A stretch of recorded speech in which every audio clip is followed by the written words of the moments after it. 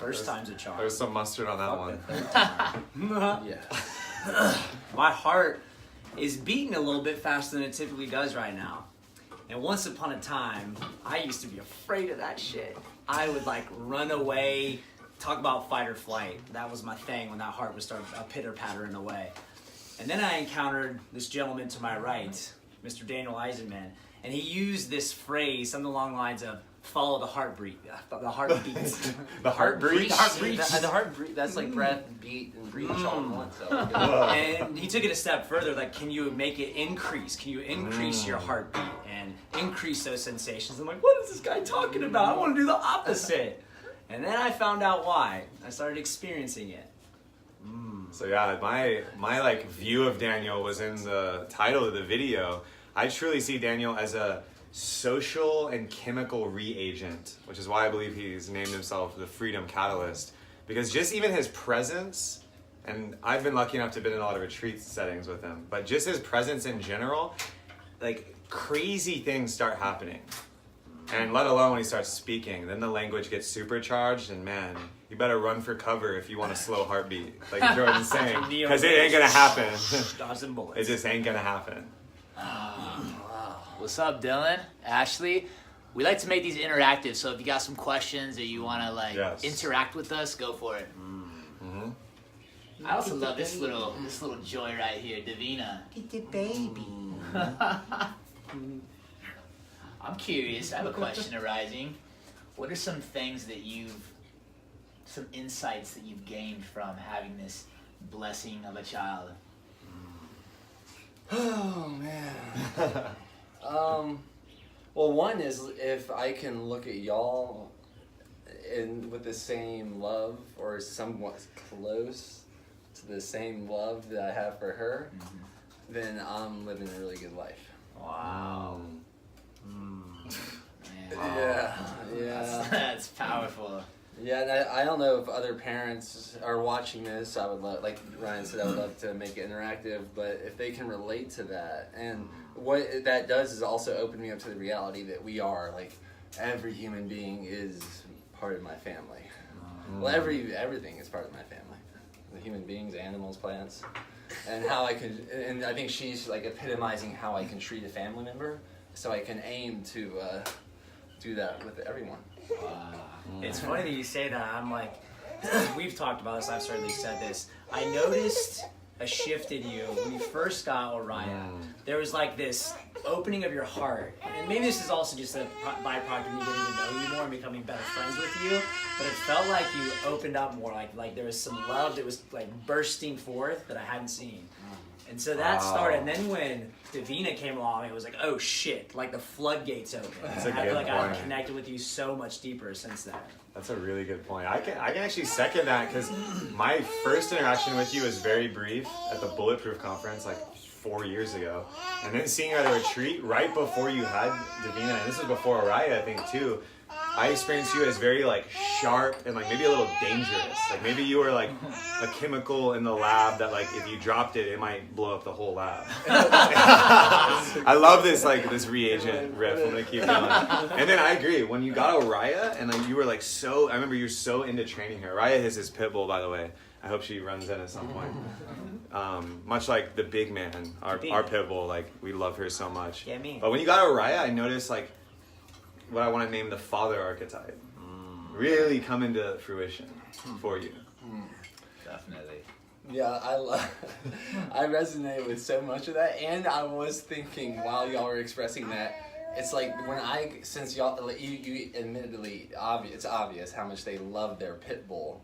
And it's funny that my heart opened up so much once I got a pit bull. Yeah. Wow. And I actually believe what y'all are saying too, but I was wondering how much of like the projection, like a transference of it, how much you love Biggie. And he's like, look at him, he has a pit bull now, he loves her. And his heart is huge. Touche. So That's a great point. We're getting our heart on. Our heart's on. It's true. It's true. Eddie said that wait till she goes to school. That's when things will start to flip. Your world's gonna flip. Oh yeah. I wonder what Eddie means by that. He's really stirring the fire with that one. He's about to get some reagencies.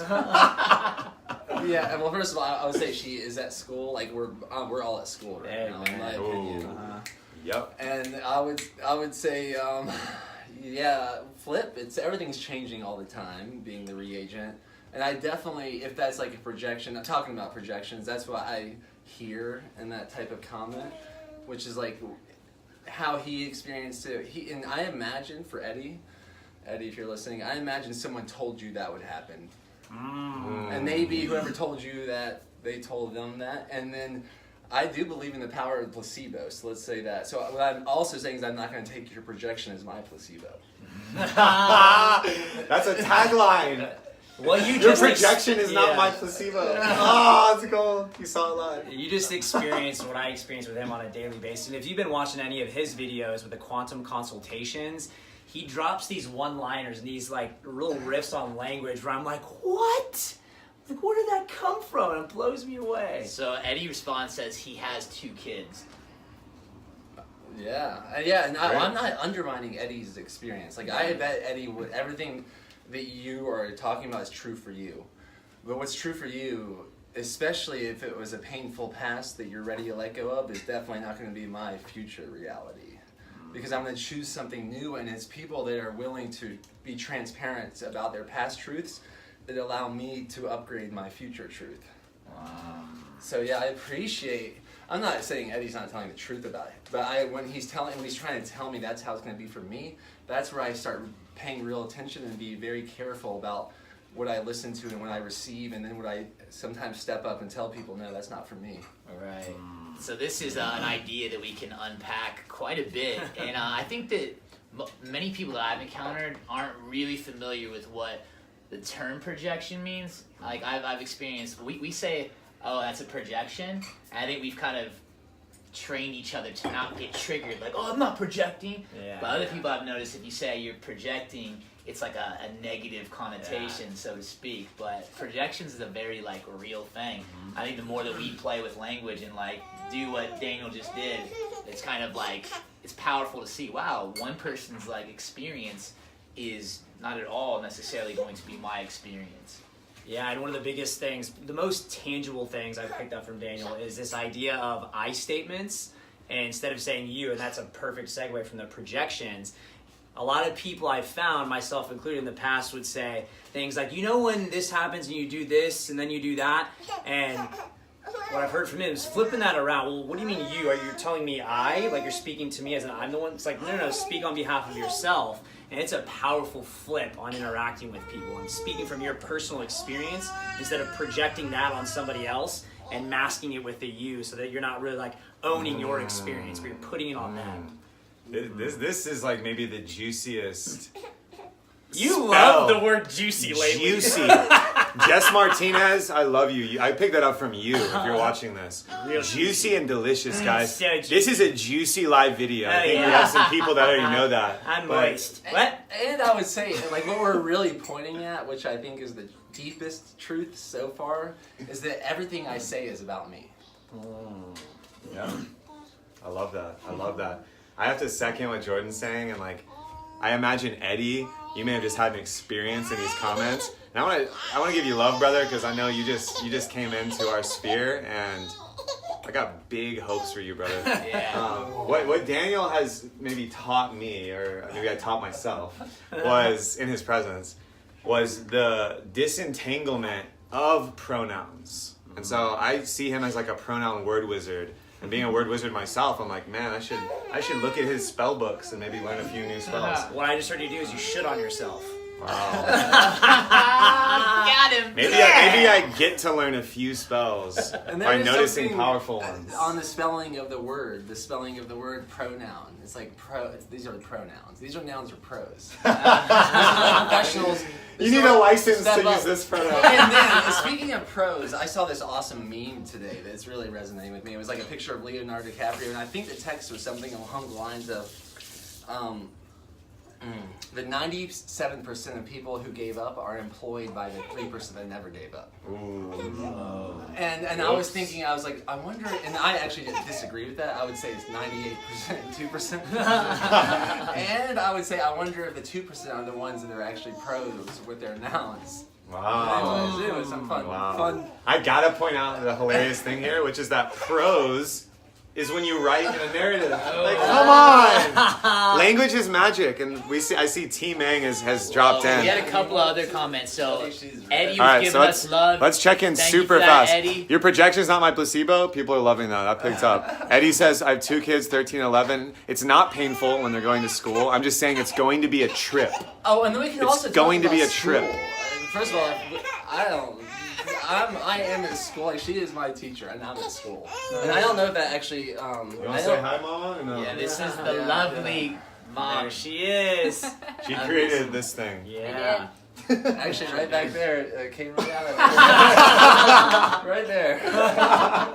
Wow. Actually, the bed that she came out of is now in our home. Yeah. Wait, what? Yeah, we're the next Oh, I door never neighbors. pieced that one Is together. that upstairs? It and y'all's is. created It from is. the house? Is that why I Yeah. keep having Well, dreams there's a lot about of wombs? creativity that's being birthed there. 100%.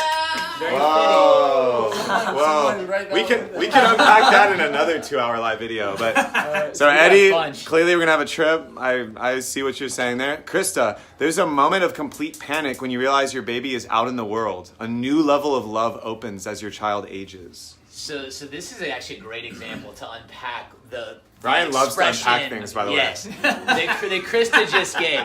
So this is something that I've noticed many people in our society do, including myself. They say, so she says, they're in a complete panic when you realize your baby is out in the Yeah, world. exactly. So what I think Krista is actually saying, though, that she had a moment of complete panic when she realized her baby was out in the world. Wow. Yeah. Krista could have used an I statement, maybe. Basically, when she by you, she means you. By Yeah. you, by Crystal, by you mean you. Belinda loves things that are juicy and delicious, as do I, Belinda. Eddie says I love words. We do too. So T Mang, and this is actually Daniel's little brother. T Mang says, so stoked to experience the next International Tribe Design with all of y'all. We have more spots in the circle for anyone who's ready to confess. So Timothy, I imagine your intentions are pure, but I noticed that you're sales pitching in this video. Ooh. And I don't know what else I feel about that. So what I heard was that you think sales pitching is not pure. Wow. Wow, this is like a math equation. And you're right. Maybe a part of me thinks that. There, I said it. That would probably make your next sales pitch better. Wow. Now I wish we had a link to click. All right. We just made Timothy. Yeah, exactly. Deanna said Timothy will take care of that. Timothy? Yeah. Timothy, if you just kindly post the link, we can move on. Yeah. I do want to. InternationalTribeDesign.com. Yeah. Yes. And I guess this is a good time to talk about that. January 4th to 8th in Maui, center of the island. What's the retreat center? It's some It's ancient called continent. Lumeria. Lumeria. And there's a really mystical history to the whole area. I see what you did there. Yeah. Sure. Very fascinating. So this is a beloved community that we've been a part of now for what, almost 2 years. That is kind of like, if this is the NFL of retreats, then International Tribe Design's kind of become the Super Bowl Come on now. each year. And I did say mystical. I wanted to clarify, like y'all did your last event yesterday at an amazing mansion, right? Oh yeah. Yes. Yeah. So this is very high end too. I don't want people to think we're going because there are very some mystical like leprechaun tunnels in Maui. It's not like we're gonna go camp in the woods. We actually have the retreat center is extremely nice as well. It's luxury. Yes. So George says, hello guys, shout outs from Los Angeles. Arthur, what's up? Yeah. George just came into our feed this today, so Yeah. thanks for coming back, George. Serena says the whole life is a trip with the Yeah. girl over her head emoji. That's not sure what's going on there. They are. Sales pitching is not pure. Eddie So there agrees. seems to be some energy around sales pitching. I actually am fascinated by Here we this go. concept. And CEO so I'd time. love to talk about it a little bit because I noticed myself having challenges with that feeling that Eddie just expressed. Yeah, I felt that too, and I don't know exactly where that comes from. I'm always trying to go inside and be like, what is that? Where does that come from that it feels this? I wouldn't call it impure, but sometimes I'm unsure of how to do it. So Nice. I was also honoring the creative constraint. Yes. 9 minutes remain okay, in this awesome. video. Oh yeah, my belief right now is we are pitching ourselves and we are 100%. selling ourselves. We are seeing if we can get you to trade, like to pay your time to us and your attention to us. And what's more important than that? What's more important than someone feeling important enough for us to give them that gift? So yeah, this is a pitch in my opinion. And I'm hearing something you've told me many times, and I've dabbled in his work, but Grant Cardone, like everything in life is actually a sales pitch. If from one perspective, right? Like you're always selling, right? Selling, like in that. Right now, I want to sell you on this idea because I think it's actually psychologically been validated in my life. So I'm going to try to sell you on it by powerfully expressing it. Also, you may have been sold by clicking watch on this live video because you just sold me your attention. But honestly, what's a more valuable asset than our time? It's the most It is precious. the human So resource. whoever's watching this right now is sold. You're sold by giving your time to us. And I highly appreciate you for it because I believe I'm doing the same for you. And what a beautiful synergy it is. Yes. And I do think there are certain taboo topics like money. Definitely. Wow, that's a great title of a book. If anyone's paying attention, Money, the Ultimate Taboo. So selling That's a time book. seems to be like more than normal, but selling money can bring up stuff for people. Yeah, so Eddie said I have a hard time charging people when I record them. I don't know if that means that Eddie's a videographer, but I would love to hear more about that. Krista says authentic sales pitching is pure in my opinion. You guys are selling from your hearts. Thank you, Krista. I want to just say one more thing about that. This is what rings most true to me. Is right now as I'm speaking to you, like I actually want you to pay attention to me and to believe what I'm saying. Why? Because I believe what I'm saying. That's probably my biggest goal in life, is to be as authentic in every moment as I possibly can. So therefore, yes, I want you to be sold on the truth that I'm speaking because I'm sold on my own truth. So I don't know if that makes sense. It's a little rambly, but No, I get it. Oh, I heard. Ryan, I felt your heart. I heard you. I don't know if it needed to make sense. Deanna was also looking for the giraffe. yeah. The baby giraffe. So I want to circle back and like. Ate it. Oh, Ryan ate it, little son of a gun! So Araya just ate the baby's new toy. Wouldn't be the first time. Wouldn't be the first time. Araya is a savage, and I love her. Eddie records music. Eddie, I'd love for you to send me a personal message with any links to your music. I'd love to check I it feel out, a brother. bromance budding between you and Eddie. Yeah, I appreciate Eddie's like honesty. The dude has very honest expression. So No, Eddie, you're totally a misfit, man. I'm stoked on you. So I I want want to to see Eddie in Maui because if you're experiencing anything like we are now, the phone is an awesome tool, and there's something to be said about like face to face in the same 100%. space. There's no Totally. Yeah. So I want to circle back because we have 5 minutes remaining, 6 minutes and counting. And I just want to point out here for me, like this is an epic little demo on the power of language and its intentional usage. Like pronouns, reframing words, like maybe the sales pitch conversation, that's a whole energetic vortex. Like a lot of what we've experienced with Daniel, or what I've experienced with Daniel, let me do There it in he real is. time. What I've experienced with Daniel I like is that at events, first as an attendee, and then as like kind of a co-facilitator of some kind, I've just become more aware of my language and just awareness. And then I started to play a little more and get a little more intentional, get a more radical, time my language, pause more, word usage. Yeah. And this has been maybe the most valuable thing I've done over the past year. Maybe the most valuable thing. Because I'm using language all the time. And it's not just speech, it's in my writing too. And that's, wow, what a great level up. yeah, something's coming up, and I actually want to ask Daniel this question. So somebody gave me this term the other day. I always forget his name. Jiro Taylor. Jiro, yeah. Jiro, yeah. Real Shout out estate to collector. Oh, wow. I met Jiro in Maui. Oh, yeah. Shocker. Shocker. All right, so you're missing Shocker. it, all right. But Jiro told me about this concept called words having an energetic signature. Ooh. Right, each word. And I'll demo for you right now. Uh-oh. I'll say, if I were to say Live the demo. word, I want you to just watch what happens in your body when I say this word. Fuck. I knew it. Oh my god. My watch buzzed when you did that. Alright, so Some that's the serious energy. Or the other one is that I really love and appreciate all you for spending this time with us. Especially you, Daniel, right now, man. This has been, I don't think we've ever actually done this before, despite being friends for now years. Oh, really? Wow. And despite living single by 15 feet 8%. away. That's pretty Yeah. amazing. You're breaking normal. Yeah, so what about this idea of energetic signatures? Or just charges? Well, words having some kind of energetic signature. Yeah, for Right? sure. For sure. I mean, first of all, if from what I've seen for my life is the words with the least amount of letters mean the most. So I am, no, yes. That is very fascinating. And like And I forgot what I was going to say.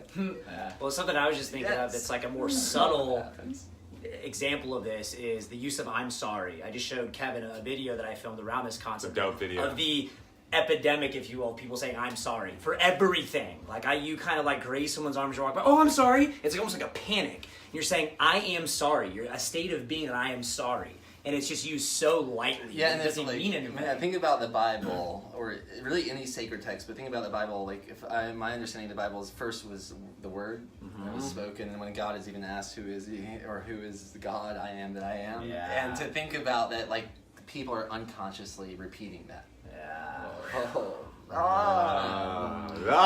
Can you speak on that a little bit more? Because I feel like maybe like I wasn't fully clear on that, so maybe people watching. Okay, because I really do believe we are, and I'm saying the Bible references this very strongly, and as do I believe almost every spiritual text does.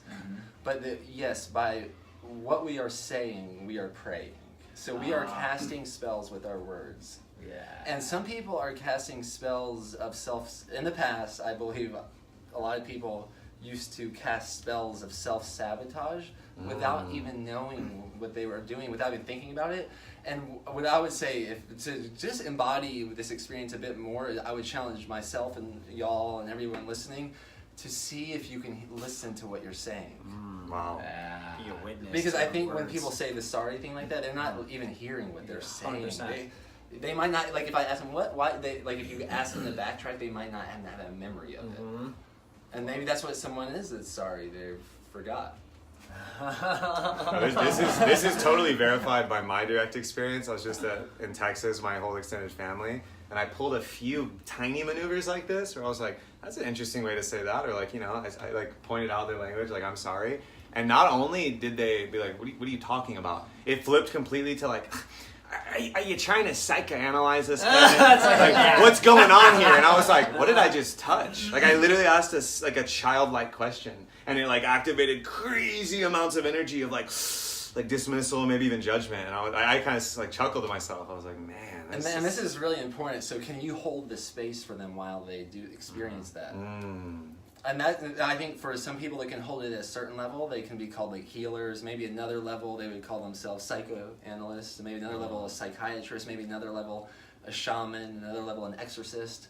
Like how much space can you hold for someone to be triggered by something that's like mind-blowingly small? Oh, wow. Yeah. Wow. Something to extract here. The things with the least have the most power. The least letters, the most powerful words. I think that feels like in my gut and heart true. Because the larger a word gets, you always hear people like, oh, you're using a bunch of big words. Like y'all's dad, like love your dad. He's like, hold on a minute. He's like, can you slow it down and just Keep like... it bottom shelf. I'm just a simple guy.